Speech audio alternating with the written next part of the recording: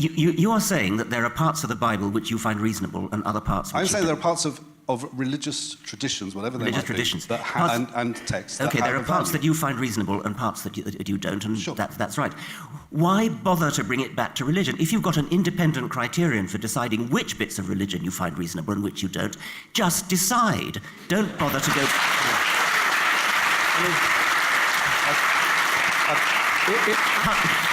Cut out the middleman of religion and just go straight to your modern, decent, liberal understanding of what's right and wrong. And that doesn't come from the Bible, or if it does, it's a pure incidental accident. But,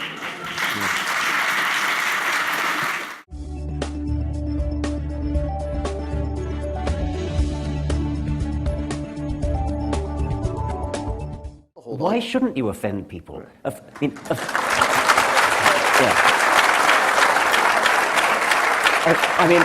On my previous visit to this country, I was in Florida just a few months ago, and a teacher there told me a story. I'm trying to remember it. I hope I don't get the details wrong. She was a teacher of biology, and she was teaching evolution, as she should. It's a central theorem of biology. And one... Sorry, why is that funny? This is the United States. Sorry? You cannot teach biology without evolution. It pervades the entire subject. So this teacher was doing that. One student complained to her parents that she was offended by having evolution taught in her school class. The parents claimed the parents went and complained to the head teacher of the school, who summoned the biology teacher and dressed her down, scolded her for offending this child, ordered her not to teach evolution anymore, even though this was only one child in I don't know how many in the class. That meant that all the other children were deprived of a proper education simply because one child of ignorant, bigoted parents had complained to the school, and the head teacher, an obvious coward, had capitulated to this really appalling state of affairs. Fortunately, the biology teacher herself was a teacher of initiative, and she went to the nearest university and invited a professor to come and teach evolution. Since he was not employed by the school,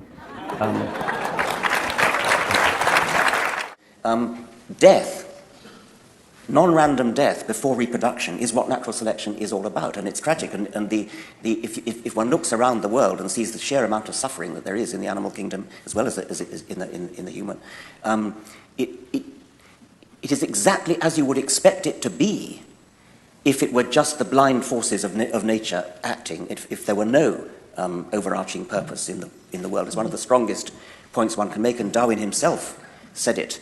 That I find it impossible to believe in something like that the Ichneumonidae, that's a family of wasps who torture their victims in horrible ways, could be created by a beneficent deity, something like that. It's utterly foreign to the scientific way of thinking to say, oh, isn't the world terrible? Shouldn't evolution do something about it? It's because it's terrible that evolution produces the results that it does. What is your opinion on same-sex marriage, and is it against the evolution principle? I don't care what's against the evolution principle. I'm all for going against the evolution principle. Evolution, by natural selection, is the explanation for why we exist. It is not something to guide our lives in our own society. If we were to be guided by the evolution principle, then we would be living in a kind of ultra-Thatcherite, Reaganite society.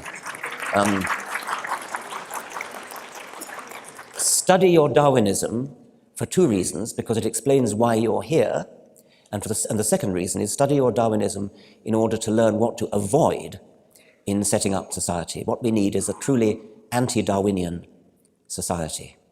Anti-Darwinian in the sense that we do not wish to live in a society where the weakest go to the wall, where the strongest suppress the weak, even kill the weak.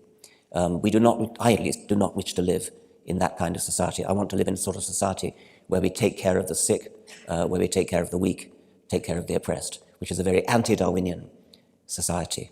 So, I'm baffled by the way sophisticated theologians who know perfectly well Adam and Eve never existed still carry on talking about it as though it had some profound wisdom to impart to us in an allegorical sense. I mean, that I presume is what you mean. Pretty much. It's, again, something which isn't just a 21st century invention, but it's a way people have read Genesis from very early on. But I don't understand why you really bother, because when you think back to who wrote Genesis, there's no reason to think that they possessed any particular wisdom or knowledge. Why would you want to waste your time reinterpreting Genesis to make sense of it in the 21st century? Why not just stick to 21st century science? Ayaan Hirsi Ali, who some of you may know of, who herself escaped from Islam in Somalia, became a member of parliament in the Netherlands, and now lives here under armed guard. She is deeply worried that America is, and the West generally, are sleepwalking in the face of the danger from militant Islam. It's, of course, expressed in its most extreme form that we've yet seen in the form of ISIS, at present in Syria and Iraq. And I think just about everybody has been horrified by seeing pictures of people being beheaded and people being stoned to death for the crime of being raped. Imagine that.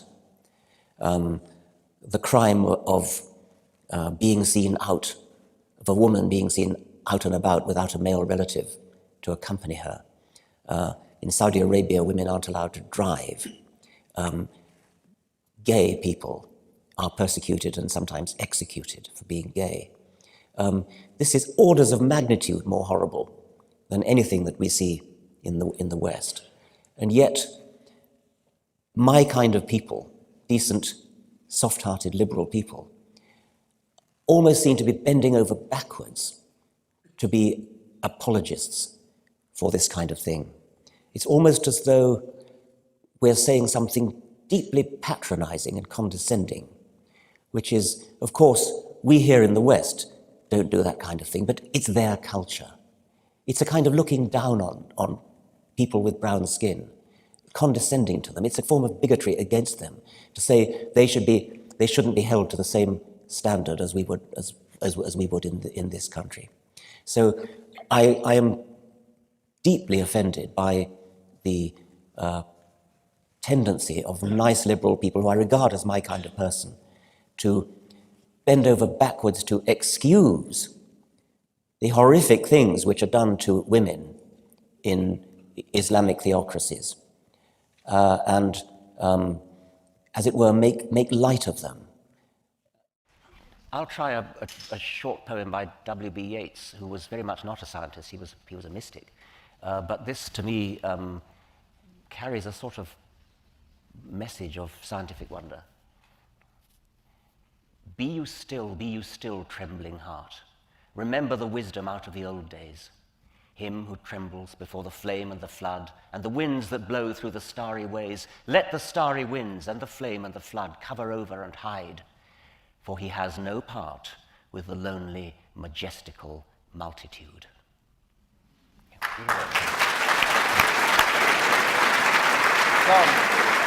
Please join me in thanking Richard Dawkins, everybody.